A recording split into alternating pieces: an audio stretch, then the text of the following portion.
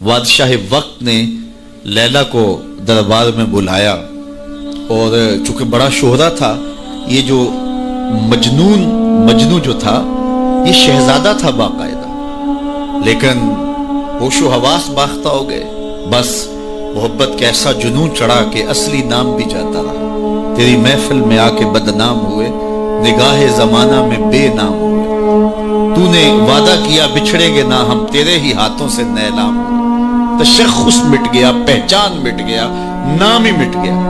کہتے ہیں حضرت امام حسن اور حضرت امیر معاویہ کا جب وہ خلافت کا معاملہ تھا تو کسی نے اس سے پوچھا کہ ہاں بھئی تیری رائے کیا ہے، یہ اس دور میں ہوا ہے نا، تو کہا کہ ہاں تیری رائے کیا ہے؟ اس نے کہا دونوں ہی حقدار نہیں ہے، میری لیلا حقدار ہے۔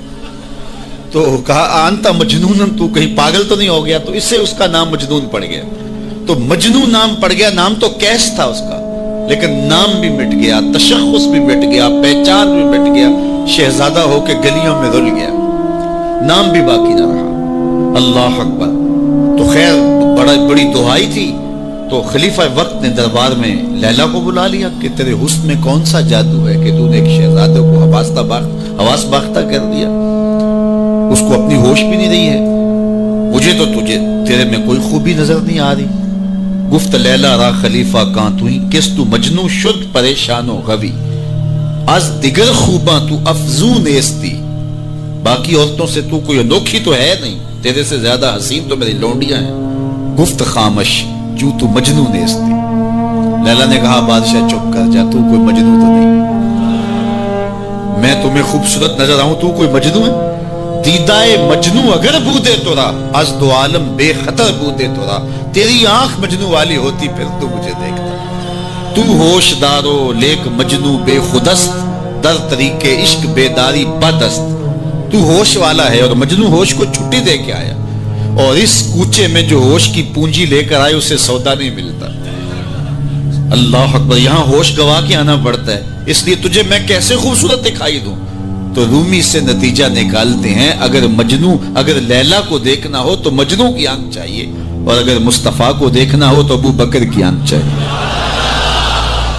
پھر جلوے انہی کے نظر آئیں گے۔ اور اقبال نے تو 2 قدم آگے جو ہے وہ بات کر دی۔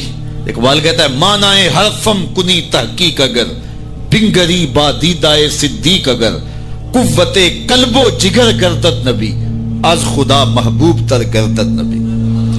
اللہ اکبر۔ اقبال نے کتنی کمال کی بات کر دی، کہا کہ اگر میں تحقیقی بات کروں، مانائے حرفم، اللہ اکبر، میں اگر اپنے معنی حرف کی تحقیق اور جستجو کے دائرے میں آ کے بات کروں اور پھر صدیق اکبر کی آنکھ سے دیکھوں، تو میں جدھر دیکھوں جلوے محبوب کے دکھائی دیں۔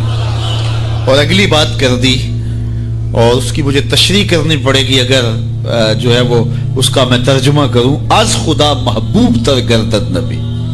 اقبال کہتے ہیں کہ خدا سے بھی نبی محبوب لگنے لگ جاتے ہیں، تو اس کا کیا معنی ہے؟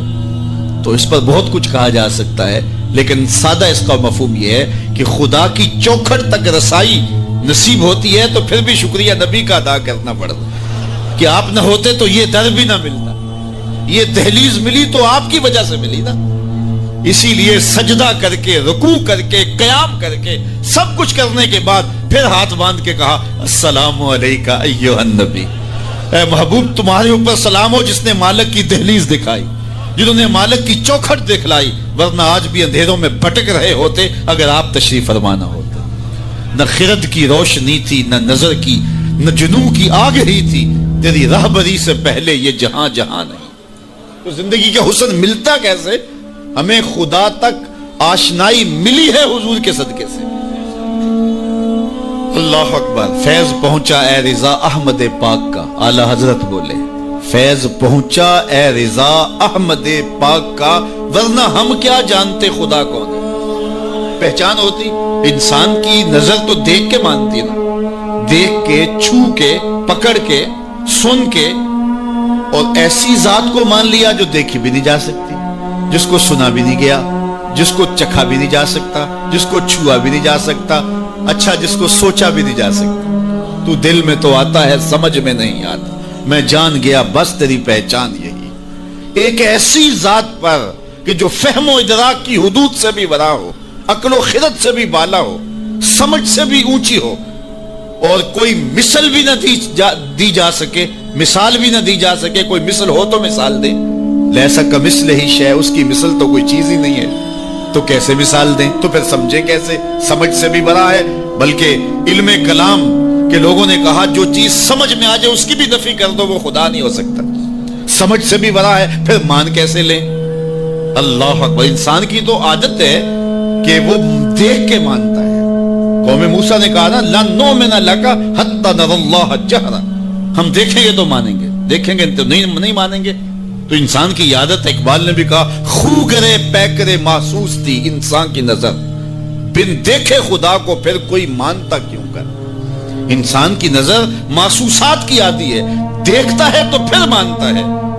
اور میں اور آپ تو 1400 صدیوں کے فاصلے پہ نا، اور کتنے گناہگار بھی ہیں، لیکن رمضان کا مہینہ ہوتا ہے، کڑکتی گرمی ہوتی ہے، شدت کی پیاس، زبان کانٹا، ہونٹ خشک اور حلق بھی خشک، ٹھنڈا پانی دستیاب، دروازہ بند، کوئی دیکھنے والا نہیں ہے، لیکن وضو بھی احتیاط سے کرتے ہیں، کوئی حلق سے نیچے قطرہ ٹپک نہ جائے، کیوں؟ میرا اللہ دیکھ رہا ہے۔ ایسی ذات پر اتنا پختہ یقین، اور اتنی صدیوں کے فاصلے پہ کھڑے ہیں پھر بھی اتنا پختہ یقین۔ یہ پختہ یقین ملا کیسے؟ محمد عربی کی چوکھٹ سے ملا ہے۔ اگر وہ نہ ہوتے تو کیسے اس ذات کو ہم مان لیتے؟ ہم وہاں تک پہنچتے کیسے؟ اللہ کے محبوب علیہ السلام ایک دن مدینے سے گزر رہے تھے، تو ایک شخص جس کا نام تھا سوا، تو وہ گھوڑا لیے جا رہا تھا، حضور کو پسند آ گیا، اس سے کہا کہ یہ بیچتے ہو؟ اس نے کہا بیچتا ہوں۔ کتنے کا؟ اتنے کا۔ کہا کہ رکو میں اس کی قیمت لے کے آیا اور تمہیں دیتا ہوں۔ گھوڑا چونکہ پسند آ گیا تھا حضور کو، تو آقا قیمت لینے گئے تو کسی نے اس کو رکے ہوئے دیکھا تو پوچھا یہاں کیوں کھڑے ہو؟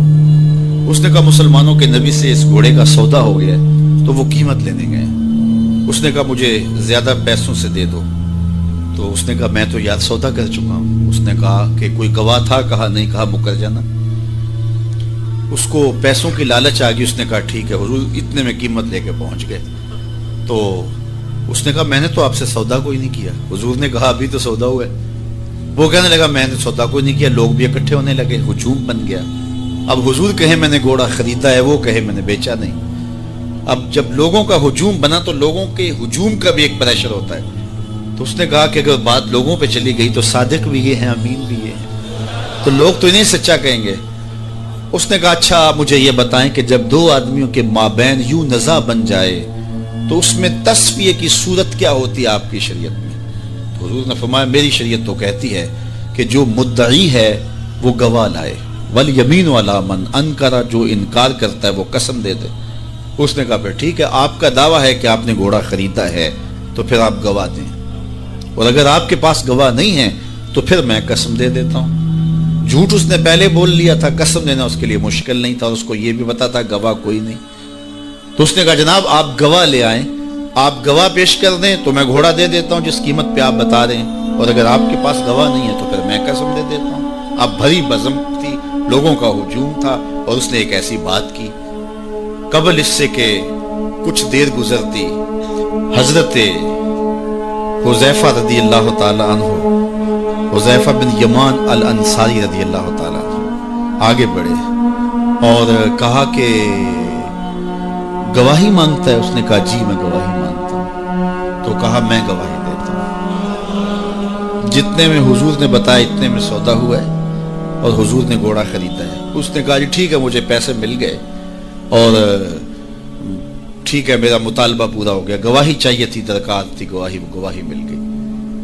تو اس نے گھوڑا دے دیا اور قیمت اس نے لے لی۔ قیمت اس نے اپنی مرضی کی گھوڑے کے مطابق ہی لی تھی، وہ تو زیادہ پیسوں کے لالچ میں مکرا تھا۔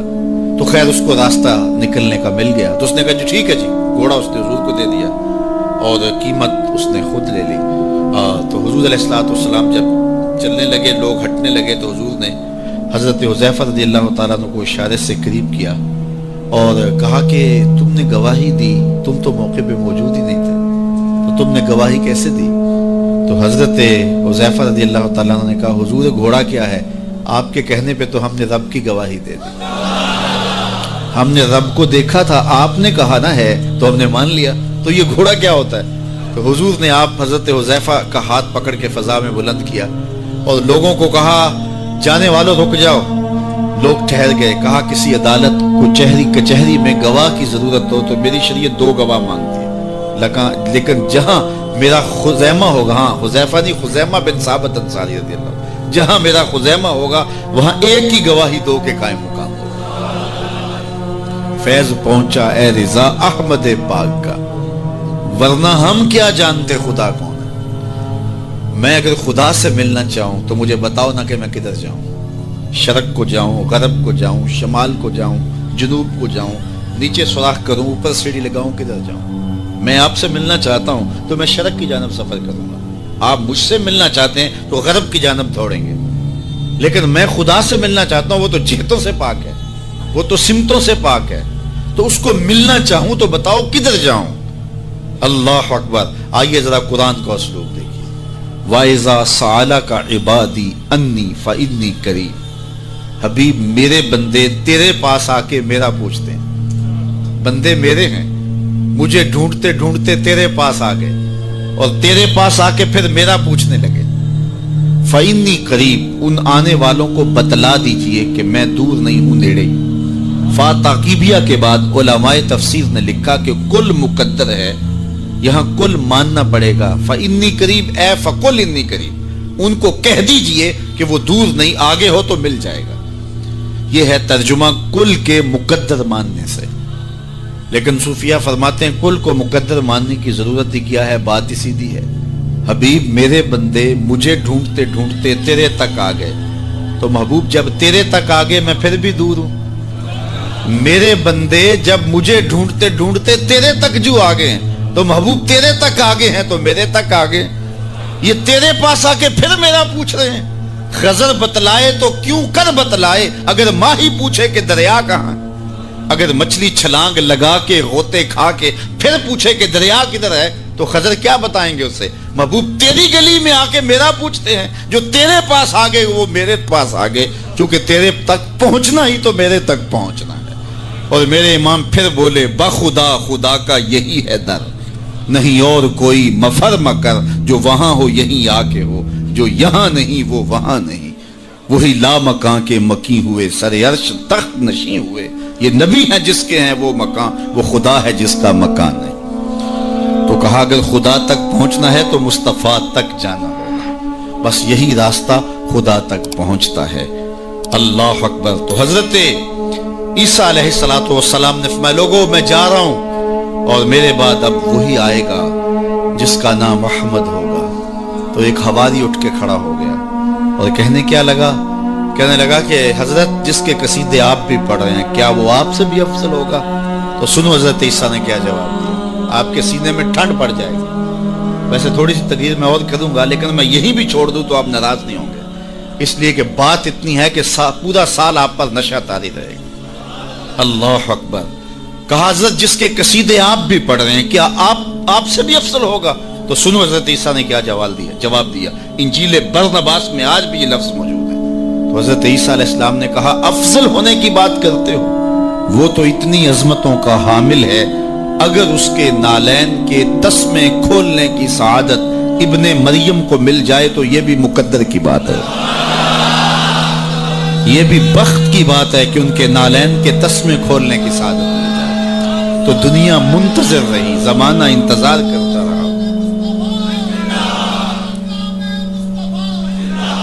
تو لوگ کہاں کہاں منتظر رہے، ہم نے کوئی انتظار نہیں کیا. آنکھ کھلی تھی تو مسجد کے سپیکروں سے آواز آ رہی تھی مصطفیٰ جان رحمت پہ لاکھوں سلام. ہم اذان جب ہم نے آنکھ کھولی تو صدائیں مل رہی تھی کہ نبی جی اللہ اللہ اللہ.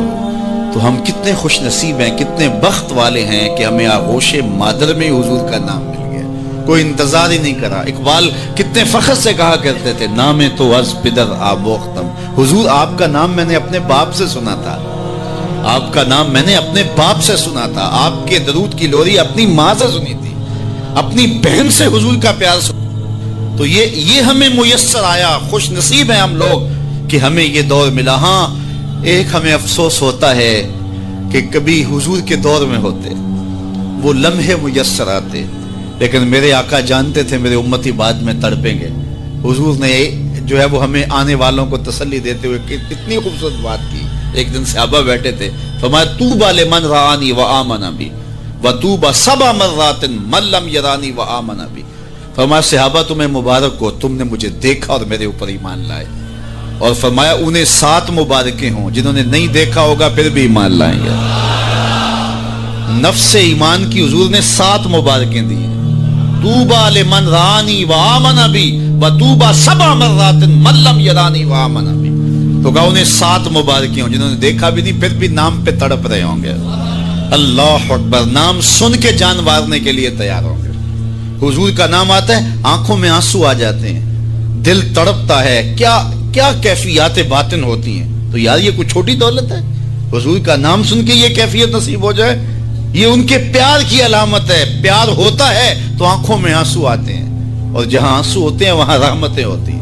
علامہ رومی فرماتے ہیں جہاں پانی چلتا ہے وہاں سبزہ اگتا ہے, اور جہاں آنسو بہتے ہیں وہاں رحمت اترتی ہے. تو یہ ان کے پیار کے آنسو ہے, یہ ان کی محبت کے آنسو ہے. بلکہ امام غزالی نے غالباً لکھا ہے کہ حضور کے پیار میں, اللہ کی خشیت میں جو آنسو آئیں تو ان کو صاف نہ کرو بلکہ ان کو رخساروں پہ مل لیا کرو. یہ تو خوش نصیب آنسو ہیں جو حضور کی یاد میں بہے ہیں, جو حضور علیہ السلام کے ذکر میں بہے ہیں. تو یہ میری اور آپ کی خوش بختی, اور اگر وہ نہ آتے تو ہم آج بھی اندھیروں میں ہوتے, ظلمتوں میں ٹھوکریں کھا رہے ہوتے اگر حضور تشریف نہ لاتے. خدا شناسی تو بڑی دور کی بات ہے, ہم خود شناس بھی نہ ہوتے اگر حضور نہ آتے. ہمیں اپنے آپ سے آگہی نہ ملتی, اپنی ذات سے شناسائی نہ ملتی اگر حضور نہ آتے.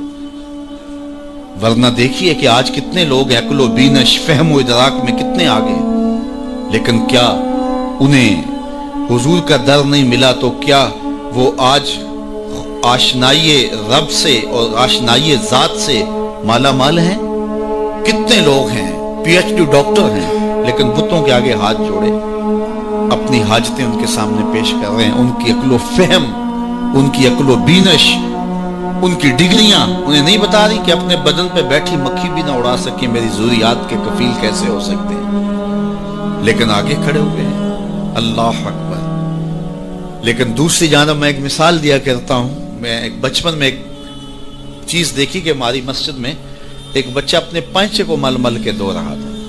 تو میں نے دور سے جھڑکنے کے لہجے میں اسے کہا کہ تم نے اتنا زیادہ پانی کھولا ہوا ہے. تو وہ کہنے لگا جی میں گلی سے گزر رہا تھا تو کسی جانور کے پیشاب کا چھینٹا پڑ گیا اور میں سکول جا رہا ہوں. اور وہ کوئی درس نظامی کا فارغ تحصیل نہیں تھا کہ اس نے نجاست غلیظہ و خفیفہ کیا کام پڑے ہو. تو اس سے میں سوچنے لگا کہ اس ڈاکٹر کو تو سمجھ نہیں آئی جو گائے کا پیشاب تبرک سمجھ کے پی رہا ہے, اور اس 8 سال کے پرائمری کلاس کے بچے کو سمجھ آ گئی, اور یہ پانچے کے اوپر پڑے ہوئے پیشاب کے غیر مری چھینٹے کو بھی گوارا نہیں کر رہا. تو میں نے کہا اس کی طبیعت میں یہ تقدس کہاں سے آ گیا؟ تو اندر سے آواز آئی وہ ہے ڈاکٹر لیکن اس کے ہاتھ میں دامن میرے حضور کا نہیں, اور یہ ہے بچہ لیکن ماں نے گٹی میں پیار حضور کا دیا ہے, اس لیے تقدس اس کی روح تک اتر گیا ہے, اس کے باطن میں اتر گیا ہے. تو یہ ان کے صدقے سے ہمیں زندگی کا دور نصیب ہوا ہے, ورنہ آج بھی ہم اندھیرے اور ظلمت میں ہوتے, اور آج بھی ہم کسی بت کے آگے ہاتھ جوڑے کھڑے ہوتے اگر ان کا در نہ ملتا, ان کی چوکھٹ نہ ملتی اور ان کی دہلیز میسر نہ آتی. نہ خرد کی روشنی تھی نہ جنوں کی آگہی تھی, تیری رہبری سے پہلے یہ جہاں جہاں نہیں تھا. اور آج زندگی کا سارا نور اور باطن کے سارے اجالے اور شعور و عقل اور فہم و ادراک کی ساری دولتیں جو ہمیں میسر ہیں یہ حضور علیہ السلام کی ولادت کے صدقے سے ہمیں میسر آئی ہیں. ورنہ واشیوں سے بدتر معاشرہ تھا اور بدترین معاشرہ تھا جس میں زندگی انسانیت کاٹ رہی تھی. بلکہ میں کہوں گا کہ صرف حضور علیہ السلام کی آمد کے فوائد مرتب صرف مسلمانوں پہ نہیں ہوئے, مومنوں پر احسان تو ہے ہی ہے کہ ان کی دنیا بھی اور آخرت بھی سنور گئی, باقی بھی پوری کائنات کے اوپر بسنے والے انسانوں کو جہاں کہیں بھی آپ کو شعور اور روشنی اور اجالا نظر آئے گا وہ سارا صدقہ ہے آمنہ کے جگمگاتے چاند کا. جہاں بھی روشنی نظر آئے گی آپ کو, جہاں بھی کسی نے کچھ سیکھا ہے. آج ہم اگرچہ کچھ معاملات میں کچھ قوموں سے پیچھے رہ گئے اور وہ بہت آگے جا چکے ہیں, لیکن انہوں نے یہ نور اٹھایا کہاں سے ہے, یہ روشنی لی کہاں سے ہے؟ اگر معاشرتوں کی روشنیاں ہیں اگر عدل و انصاف کے نور پھیلے ہیں معاشرے میں اور مختلف قوموں کے اندر، تو وہ سارے کے سارے اسی دہلیز سے لیے گئے اور اسی چوکھٹ سے اٹھائے گئے. تو ہمیں بھی اسی دہلیز پہ آ جانا چاہیے اور اپنی زندگی کو حضور علیہ الصلوۃ والسلام کے طریقہ کے نور کے مطابق ڈھال لینا چاہیے. ہمیں تو کسی اور در پہ جانے کی ضرورت نہیں ہے، ہمیں تو کسی دہلیز پہ ماتھا ٹیکنے کی ضرورت نہیں ہے. ہمیں تو مکمل اسوہ اور مکمل نمونہ زندگی دیا گیا حضور کی ذات کی صورت کے اندر. اس لیے ہم اپنی گھریلو زندگی سے لے کر کے اپنے سیاسی امور تک اسی دہلیز سے لے کر کے اپنی زندگی کو جنت بنا سکتے ہیں اور اپنی آخرت بھی بہتر کر سکتے ہیں. دوسرے لوگوں نے حضور علیہ الصلوۃ والسلام کے اصول و ضوابط، حضور کے دیے ہوئے جو ہے وہ نظام زندگی سے روشنی لے کر کے اپنی دنیاوی زندگی کو تو جنت بنا لیا، لیکن حضور علیہ السلام سے باطنی تعلق قائم نہ کر سکے اور اپنی آخرت جو ہے وہ روشن نہ کر سکے.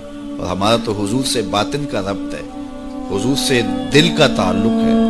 اس لیے ہم اپنی آخرت بھی سنوار سکتے ہیں اور ہم اپنی دنیا بھی سنوار سکتے ہیں. شرط یہ ہے کہ ہم حضور کے ہو جائیں، پھر ہمیں عزت بھی ملے گی، ہمیں سرخروئی بھی ملے گی، تخت و تاج بھی ہمارے رب کا وعدہ ہے. وَأَنْتُمُ الْأَعْلَوْنَ إِن كُنتُم مُؤْمِنِينَ. تم مومن بن کے دکھاؤ، ساری عزتیں تمہارے قدموں پہ رکھی. بن کے تو دکھاؤ نا. یہ کافر لگتے کیا ہیں؟ کافر لگتے کیا ہیں؟ اگر انہیں دنیاوی عزتیں دی گئی ہیں تو انہوں نے اصول و ضوابط اختیار کیے. اقبال نے وہ جب شکوے کی زبان کھولی تو اس میں کہا نا کہ کافر کو دیے حور و قصور اور مومن کے لیے فقط وعدہ حور. تو اس کے جواب میں کہا تم میں کوئی حوروں کا چاہنے والا ہی نہیں، جلوائے طور تو موجود ہے کوئی موسیٰ ہی نہیں. کوئی ہو تو صحیح اور کوئی مانگنے والا تو ہو، تو اس کو ہم کیوں نہیں دیتے؟ ہم تو مائل بکرم ہیں، کوئی سائل ہی نہیں. راہ دکھلائیں کسے راہ رو منزل ہی نہیں، جلوائے طور تو موجود ہے کوئی موسیٰ ہی نہیں. تو وہ آج بھی وہ انوار برسنے کے لیے جو ہے وہ آمادہ ہیں، لیکن اس دہلیز پہ آ جائیں. ہم نے اپنے آقا و مولا کے ساتھ اپنا باطنی تعلق تو قائم کیا ہے، لیکن ہماری زندگی کی ترجیحات کچھ اور ہو گئی، اور جس کے نتیجے کے اندر آج ہم دنیا سے جو ہے وہ کٹ گئے اور آج رسوائیوں اور ذلتوں میں اپنی زندگی بسر کر رہے ہیں. اقبال علیہ رحمہ نے جب شکوے کا لہجہ اختیار کیا تو فتویٰ بھی متوجہ ہوا اور بہت سخت لہجہ تھا، لیکن جواب آتے ہی سارا نشہ اتر جاتا ہے. جب وہ شکوہ کرتے ہیں تو اس میں کرتے ہیں کہ تیرے کعبے کو جبینوں سے بسایا ہم نے، نوع انسانی کو غلامی سے چھڑایا ہم نے، صفائے دہر سے باطل کو مٹایا ہم نے، تیرے قرآن کو سینوں سے لگایا ہم نے، پھر بھی ہم سے گلا ہے کہ وفادار نہیں. ہم وفادار نہیں، تو بھی تو دلدار. تو بڑا تلخ لہجہ ہے، لیکن اب اس کا جب جواب آتا ہے تو سارا نشہ اترتا ہے. لفظ وہی ہیں، صرف صیغہ بدلتا ہے. لفظ وہی رہتے ہیں، صرف صیغہ تبدیل ہو جاتا ہے. اب جواب کیا آ رہا ہے؟ پہلے تو یہ تھا کہ صفائے دہر سے باطل کو مٹایا ہم نے، نوع انسانی کو غلامی سے چھڑایا ہم نے. اب ادھر سے آواز آ رہی ہے، صفائے دہر سے باطل کو مٹایا کس نے، نوع انسانی کو غلامی سے چھڑایا کس نے، میرے کعبے کو جبینوں سے بسایا کس نے، میرے قرآن کو سینوں سے لگایا کس نے، تھے تو آباب تمہارے ہی مگر تم کیا ہو، ہاتھ پہ ہاتھ دھرے منتظر فردا ہو، ہر کوئی مستے مئے ذوق تن آسانی ہے، تم مسلمان ہو یہ انداز مسلمانی ہے، حیدری فقر ہے نئے دولت عثمانی ہے، تم کو اسلاف سے کیا نسبت روحانی ہے، وہ معزز تھے زمانے میں مسلمان ہو کر، تم خار ہوئے تارک قرآن ہو کر. ہماری پستی، ہماری ذلت، ہماری رسوائی اس نظام زندگی کو چھوڑ دینے سے ہے. ہم اپنے آپ پہ غور کریں، اپنی زندگی پہ غور کریں، ہم کہاں کھڑے ہوئے ہیں. یہ بات تو ہمیں کہی گئی تھی نا کہ جو الطہور نصف الایمان، صفائی آدھا ایمان ہے، لیکن یہ ان لوگوں نے اپنا لیا کہ جن کے مذہب میں نہانا اور غسل کرنا روا نہیں تھا. آپ جو ہے وہ فرانس کی خوشبوئیں پوری دنیا کے اوپر مشہور جانتے ہیں، کبھی اس کا پس منظر بھی جو ہے وہ معلوم کیا کہ کیا ہے؟ کیونکہ یہ غسل نہیں کرتے تھے اور بدن سے اتنی بدبوئیں اٹھتی تھی کہ ان پر جو ہے خوشبو اس پر غالب کرنے کے لیے طرح طرح کی خوشبوئیں یہاں آئیں تاکہ جو ہے وہ بدبو سے لوگ ناک پہ جو لوگ ملنے آتے وہ ناک پہ ہاتھ رکھ لیتے. ان کے بادشاہوں کے جسموں سے بدبو آیا کرتی تھی, ان کے ہاں نہانا نہیں تھا. یہ تو مسلمانوں نے آ کے سکھایا. اور جب اندلس انہوں نے فتح کیا تو اس وقت جو وہاں واش روم انہوں نے بنائے تھے مسلمان, سب سے پہلے انہوں نے غالب آ کے ان کو توڑا اور پھر اسی روش میں چلے گئے. پھر آہستہ آہستہ نے سوچا کہ یار دیکھو تو صحیح. اور آج صفائی پسند وہ ہو گئے, آج گلیاں ان کی صاف ہیں, آج بازار ان کے صاف ہیں, آج ملک انہوں نے ایسے بنا کے رکھے ہیں جیسے ایک سگڑ بی بی اپنا گھر سنوار کے رکھتی ہے, اور ہمارے گلی کے اندر ہم کچرا پھینک کے گھر چلے جاتے ہیں. میں بعض وقت گزرتا ہوں, چونکہ تنگ گلیوں میں بھی جاتا ہوں, بازاروں میں بھی جاتا ہوں, پیدل بھی جاتا ہوں اور سواریوں پہ بھی جاتا ہوں. آپ بھی یہ منظر دیکھتے ہیں کہ 6 فٹ کی گلی ہوتی ہے تو دونوں جانب نالیاں ہو رہی ہوتی ہیں, تو درمیان میں صرف 3 فٹ جگہ ہوتی ہے. میاں ایک سائڈ نالی بنا لو, چلو گلی کشادہ ہو جائے. لیکن ادھر والے نہیں مانتے کہ ہماری جانب نالی ہو, وہ کہتے ہیں ادھر نہیں مانتے, چلو فیصلہ کیا کہ دونوں جانب نالی ہو. جب قوم کا مزاج یہ ہوگا تو کیا قوم ترقی کرے گی جو اتنی قربانی بھی نہیں دے سکتی؟ تو اب گندگی کے ڈھیر جگہ جگہ پڑے ہوئے ہیں. حکومت کو چھوڑیں آپ, حکومت کی ترجیحات, حکومت کی دلچسپیاں, ان کے معاملے, وہ تو جو کرتے ہیں. جو فریضہ ہمارا تھا ہم نے وہ نبھایا, ہم نے اس فریضے کو پورا کیا. تو ہم اپنے رویوں پہ غور کریں. ہمارے آقا نے ہمیں کتنا ستھرا دین دیا تھا, کتنا پیارا دین دیا تھا. میں نے اس مرتبہ میلاد کے موقع پہ کہا کہ دیکھو ہماری ترجیحات, کہ ہم نے پورا, ہم ایک گلی سے گزرا تو وہ گلی کے اوپر پورا وہ گوٹا کناری کی ہوئی تھی اور ڈنڈیاں بھی اور چراغاں بھی کیا تھا اور بہت زیادہ پیسے لگے ہوئے ہوں گے. تو نیچے جو ہے وہ گلی تو وہ کچی تھی. تو میں نے کہا اگر یہ اوپر نہ ہوتا, نیچے کنکریٹ کی گلی ان پیسوں سے بن جاتی, تو یہ رسول اللہ زیادہ خوش نہ ہوتے اور حضور کی امت کو زیادہ نفع نہ ہوتا اور یہ میلاد کے نام پہ ہو جاتا. لیکن نیچے کچی گلی ہے اور وہ کہتے ہیں یہ حکومت کی ذمہ داری ہے, اور ہم نے اوپر گلی کے اوپر گوٹا کناری بھی کی ہوئی ہے, اور اسے چراغاں بھی کیا ہوا ہے, اور اس کے اوپر فانوس بھی لٹکائے ہوئے ہیں, اور لاکھوں روپے اس گلی کو سجاتے ہوئے ہم نے لگا دیا. لیکن اگر ہم پکی کر لیتے گلی تو وہ زیادہ اچھا نہ تھا کہ وہ ہمیشہ کے لیے جو ہے وہ ایک مسئلہ ختم ہو جاتا. لیکن وہ نہیں کریں گے, یہ کریں گے ہم نے اپنی ترجیحات اپنی مرضی سے مقرر کی ہوئی ہیں. تو میرے رسول صلی اللہ علیہ وسلم نے جو ہمیں دین دیا ہے اس دین کو اختیار. اس کا یہ مطلب نہ لیا جائے کہ میں میلاد کے چراغاں کا مخالف ہوں. آج کل تو یہ بھی بڑا ڈر لگا رہتا ہے کہ فتوے ایک دم جو ہے وہ متوجہ ہو جاتے ہیں اور کافر سے نیچے تو چھوڑتے ہی نہیں نا. لیکن یہ دکھڑے ہیں ہمارے. میں کہتا ہوں گلیاں سجاتے ہو دل ویران نہ رہے. میں کہتا ہوں چراغاں کرتے ہو مکانوں کی چھتوں پہ کرو, میں اس کا انکار نہیں کرتا, لیکن دل کی گلیوں میں اندھیرا نہ رہے. اور تم جھنڈیاں لگاتے ہو حضور کے نام کی, ایک ایک پرت پہ, دل کے ایک ایک پرت پہ نام محمد کی جھنڈی بھی لگاؤ. اور میں نے الحمدللہ جگہ جگہ میلاد کے موسم میں اس مرتبہ توجہ دلائی کہ آپ اس طرح کریں کہ اپنے محلے کے اندر فہرست بنائیں, اپنی گلی کے اندر فہرست بنائیں. اللہ تعالیٰ نے یہ نظام رکھا ہوا ہے. غربت کے زمانے کے اندر بھی ایسا ہوتا ہے کہ ایک گلی کے اندر 20 یا 25 گھر ہیں تو 1-2 گھر والوں کو اللہ تعالیٰ نے مال و دولت سے فرازہ جو ہے وہ مالا مال کیا ہوتا ہے. باقی جو ہے وہ پوری گلی کے لوگ غریب ہو سکتے ہیں, لیکن کوئی ایک آدھ آدمی اللہ تعالیٰ وہاں بھی رکھا ہوتا ہے. ایک پورا گاؤں ہے, دیہات ہے اور بڑا غریب دیہات ہے, لیکن وہاں بھی کوئی 5, 10, 15 زمیندار ہوتے ہیں یا کچھ لوگ مالی طور پہ مستحکم ہوتے ہیں. یہ اللہ تعالیٰ نے نظام رکھا ہے. وہ جو 5-10 لوگ ایک بستی میں امیر ہیں, ایک گلی کے اندر 15 یا 20 گھر ہیں تو سارے غربا کے گھر ہیں, تو 2-3 گھر جو ہیں اللہ تعالیٰ نے ان کو نوازا ہوا ہے. تو وہ 2-3 گھر یا اس گاؤں کے اندر جو ہے وہ 10-12 لوگ وہ سوچیں کہ ہمیں سرخاب کے پر لگے ہیں کہ ہمیں دولت زیادہ دی گئی ہے. عقل و فہم کی وجہ سے بھی دولت زیادہ نہیں ہوتی. میاں صاحب فرماتے ہیں بے وقوفاں دے نوکر ویکھے دانش مند سے آنے.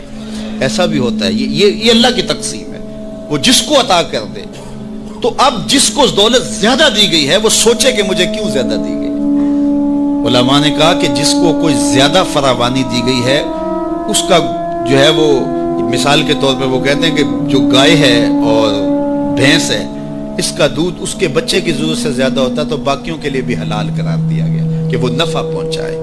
جس کو مال اس کی ضرورت سے زیادہ دیا گیا ہے تو وہ اس مال کے ذریعے اپنے کم از کم رشتہ داروں میں اور اپنے محلے میں اپنی گلی میں کم از کم دیکھے. اور میلاد کے موسم کے اندر وہ غور کرے کہ میری گلی میں 15 گھر ہیں, اس میں کوئی غریب ہے تو آج میلاد کے دن ایسا نہ ہو کہ آج بھی وہ غربت میں دن گزارے. اگر اس کو آپ ایک مہینے کا راشن دے دیتے ہیں اور ساتھ لکھ کے چیک اس کے اندر ڈال دیتے ہیں میلاد مبارک، اور درود پڑھتا رہے گا اور حضور علیہ الصلوۃ والسلام کا صدقہ کھاتا رہے گا، تو کتنا اچھا ہو۔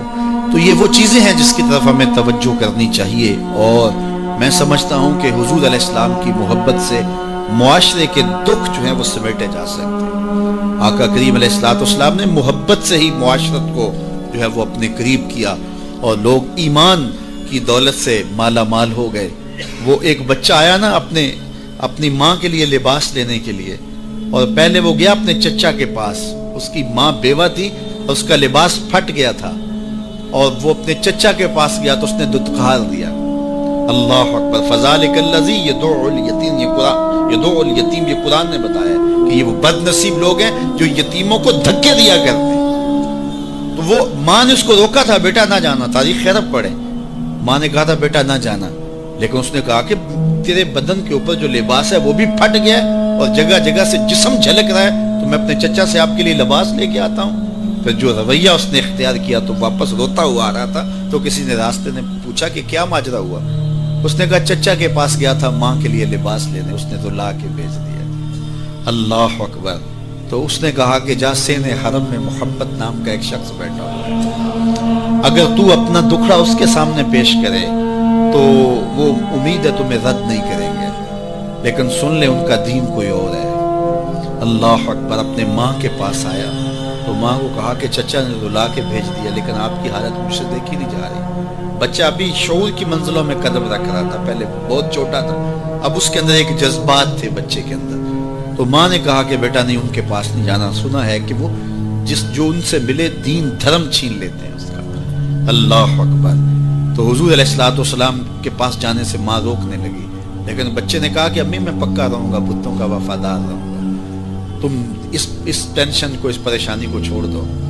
اور حضور کی خدمت میں حاضر ہوا۔ حضور صحن حرم میں چادر اوڑے بیٹھے ہوئے تھے، اور جا کے کہنے لگا میں پہلے بات آپ سے کر لیتا ہوں، آپ کا دین میں نے قبول نہیں کرنا۔ حضور مسکرا کے بولے بیٹا بتاؤ کس لیے آئے ہو؟ کہا میری ماں بے لباس ہے، میں آپ سے لباس لینے آیا۔ حضور نے چادر رحمت اتار کے اس کے کندھوں پہ ڈالی۔ اللہ اکبر۔ وہ واپس آ گیا اور ماں پر حضور کی چادر اڑائی۔ اللہ اکبر۔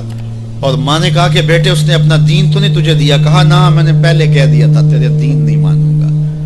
ماں کہنے لگی پتر اس کا دین ماننا چاہیے، یہ جس نے رحمت کی چادر ہمارے سر پہ تان دی۔ اللہ اکبر۔ تیری تک کے ادامہ میں مرید ہو گئے۔ اس بوڑھی عورت کا قصہ بھی آپ نہیں بھول سکتے، جو گھر کا سامان باندھ کے اپنے دروازے پہ بیٹھی ہوئی تھی، اور اس نے سنا تھا مکے میں ایک جادوگر آیا ہے جسے ملتا ہے اس کا دین چھین لیتا ہے۔ اس نے سوچا ساری زندگی لات، منات، ہبل، عزا ان کے ساتھ وفا کی ہے، یعوق اور نصر کے قصیدے پڑھے ہیں، تو اب آخری زندگی میں کیا میں ود اور سوا کو چھوڑ دوں گی، میں یعوس اور نصر کو چھوڑ دوں گی، میں لات اور منات کو چھوڑ دوں گی؟ کہا کہ کہیں ایسا نہ ہو کہ کہیں اس سے ملاقات ہو جائے اور وہ دین ہی میرا چھین لے، مجھے شہر چھوڑ دینا چاہیے۔ گھر کے تھڑے کے اوپر سامان باندھ کے بیٹھی ہے، حضور بھی گزرے، اس نے دیکھا تو کہا بھتیجے یہ سامان میرے سر پہ رکھ دے۔ حضور نے سامان اٹھایا، دیکھا تو بوجھل تھا، وزنی تھا، اور بڑھیا کو دیکھا تو کمزور تھی، تو کہا کہ بڑھیا اگر چاہو تو جہاں چاہتی ہو میں خود نہ چھوڑا۔ اس نے کہا اس سے بڑی مہربانی کیا ہوگی، میں تو لا ولد ہوں، میری تو اولاد نہیں ہے، تو میں شہر چھوڑ کے جا رہی ہوں۔ راستے میں حضور نے سامان اٹھایا ہوا ہے اور بڑھیا سے باتیں بھی کرتے جا رہے ہیں۔ تو بڑھیا کو کہا کیوں جا رہی ہے؟ اس نے کہا کہ سنا ہے یہاں ایک جادوگر ہے جو لوگوں کا دھرم لوٹ لیتا ہے، لوگوں کا دین لوٹ لیتا ہے۔ میں نے ساری زندگی بتوں سے وفا کی، میرے آباء و اجداد نے بتوں سے وفا کی ہے، میں چاہتی ہوں دین اجداد ہاتھ سے چھوٹ نہ جائے، آخر شہر میں رہتی ہوں کہیں مل نہ جائے، تو میں چاہتی ہوں کہ میں شہر چھوڑ جاؤں، زندگی کی چند سانسیں باقی ہیں، میں وفا کے ساتھ تو گزاروں۔ غالب نے کہا تھا نا وفاداری بشرط استواری اصل ایمان ہے، اس پہ اختلاف بھی کیا جا سکتا ہے۔ مرے کعبے میں تو بت خانے میں گاڑو برہمن کو، وہ کہتا ہے چاہے بت سے وفاداری ہو، وفاداری تو اس نے کہا میں تو وفاداری کرنا چاہتی ہوں اپنے بتوں سے، اور میں شہر چھوڑ کے مکہ جا رہا ہوں، جانتی ہوں ام القریٰ ہے، بستیوں کی ماں ہے، اس شہر کو شہر جمال کہتے ہیں، شہر خوباں ہے، لیکن میں اس شہر کو چھوڑ کے جا رہی ہوں۔ خیر حضور نے کچھ نہیں کہا، اس کا سامان نہیں پھینک دیا کہ ٹھیک ہے تم پھر جاؤ، سامان اس کا اٹھایا اور جہاں تک اس نے جانا تھا سامان پہنچایا، سامان سپرد کر کے واپس پلٹنے لگے تو اس نے کہا بچے اپنا نام تو بتا دے، لوگ کہیں گے کہ مکہ چھوڑ آئی ہو تو بتاؤں گی ایک جادوگر کے دکھ سے چھوڑ آئی ہو، تو وہ کتنا برا بھلا کہیں گے شہر مکہ کو کہ جس مکہ سے لوگ نقل مکانی کرنے پہ مجبور ہو گئے، تو میں انہیں یہ بھی بتاؤں گی کہ جس مکے میں جادوگر رہتا ہے اتنا اچھا نوجوان بھی رہتا ہے، تو تیرا نام لیا کروں گی، تیرے قصیدے پڑھا کروں گے۔ تو حضور علیہ السلام مسکرا پڑے، کہا بڑھیا جس جادوگر سے بھاگ کے آئی ہے وہ تیرے سامنے کھڑا ہے۔ اس نے کہا سچ سے آپ ہی محمد ہیں؟ حضور نے فرمایا نام میرا یہی ہے۔ تو اس نے کہا پھر آپ کا جادو میرے پہ چل گیا ہے۔ اللہ اکبر، تیری تک کے ادامہ میں مرید ہو گئے، لوگوں کی خدمت کریں، بوڑھوں کے کام آئیں، دکھیوں کے کام آئیں، مصیبت زدہ کے کام آئیں۔ حضور یتیم ہو کے یتیم پرور تھے، لاچاروں کی مدد کرتے، لوگوں کے گھروں میں پانی بھر کے دیتے تھے، اور دکھیوں کے کام آ جاتے اور مصیبت زدوں کے کام آ جاتے۔ تو حضور سے پیار کرنے والوں، امت میں آپس میں حسد نہ پھیلاؤ، بغض نہ کرو، نفرتوں کے پہاڑ اکٹھے جو کھڑے نہ کرو، ایک دوسرے سے پیار کرو، جڑو، امت وحدہ بنے، اور اپنے ماحول کو، اپنی معاشرت کو ایک خوبصورت معاشرت کا رنگ دو، اور اپنی زندگی کو حضور کے نام کر دو۔ حضور کی محبت تو انسانوں کو جوڑتی ہے، حضور علیہ السلام کی محبت تو انسانوں کو یکجا کرتی ہے۔ جس طرح ایک باپ کے بیٹے ہوتے ہیں اور آپس میں پیار کرتے ہیں، اور ان کی سانج باپ ہوتا ہے، ساری امت کی سانج آمنہ کے لال ہے۔ تو حضور کی وجہ سے ہم جڑے ہوئے ہیں، حضور کے نام پہ ہم اکٹھے ہوئے ہیں، تو اپنی زندگیوں کے اندر عملی تبدیلی پیدا کریں۔ آقا کریم کی اسوہ نور کو دیکھیں، کتنا میٹھا اسوہ تھا میرے حضور کا، کتنی میٹھی زندگی گزار کے گئے ہیں، کتنا پیارا دور حضور نے گزارا ہے، اور وہ ہمارے لیے مکمل، اکمل اور خوبصورت نمونہ ہے حضور کی حیات طیبہ۔ اللہ ہمیں حضور علیہ السلام کی حیات کا نور نصیب کرے، اور زندگی کے جو ایام ہمیں بچے، ہمیں میسر آئے ہیں، ان ایام میں یاد خدا میں ہماری زندگی گزرے۔ جب ہم ایک دوسرے سے پیار کریں گے، حسد نہیں ہوگا، حقد نہیں ہوگا، بغض نہیں ہوگا، کینے نہیں ہوگے، نفرتیں نہیں ہوں گی، تو پھر زندگی خوشگوار ہوگی۔ ہم نے اپنی زندگی کو خود جہنم زار بنایا ہو، ایک دوسرے کے اوپر ہماری بدگمانیاں، ایک دوسرے کے اوپر حسد، بغض اور کینے، اس نے زندگی کو اوکھا کر دیا ہوا ہے، اور سمجھتے یہ ہیں کسی نے جادو کر دیا ہے، کسی نے ٹونا کر دیا ہے، کسی نے سایہ کر دیا، کسی نے تعویذ ڈال دی ہیں، اور میاں نہیں ڈالا ہوا، ہم نے اپنے اندر تعویذ خود حسد اور بغض کے ڈالے ہوئے ہیں، وہی ہمیں چین نہیں لینے دیتے، ہمیں سکون نہیں آنے دیتے۔ اور اگر اپنے